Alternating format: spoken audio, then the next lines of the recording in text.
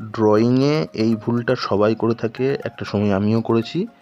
সেটা হলো যে ড্রয়িং করতে বসে কোনো অ্যাডভান্স লেভেলের ছবি দেখে প্রভাবিত হওয়া এবং সেটাকেই ড্রয়িং করতে যাওয়া, এবং ঠিকঠাক না হলে যেটা হয় আমরা ডিমোটিভেট হয়ে যাই। তো এই যে ভুলগুলো, এগুলো সবাই করে, একটা সময় আমিও করেছি। আমরা কোনো অ্যাডভান্স লেভেলের ছবি দেখি, কিন্তু সেই আর্টিস্টের ব্যাকগ্রাউন্ডে তার যে পরিশ্রম, তার যে এডুকেশন লেভেল, সেই বিষয়গুলো আমরা দেখি না।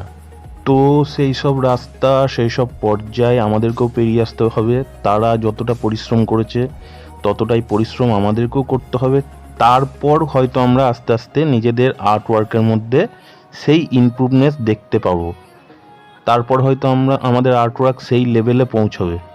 তো একটা ছবি সিম্পল করলাম, ভালো লাগলে অবশ্যই লাইক, কমেন্ট এবং চ্যানেলটাকে সাবস্ক্রাইব করে দাও।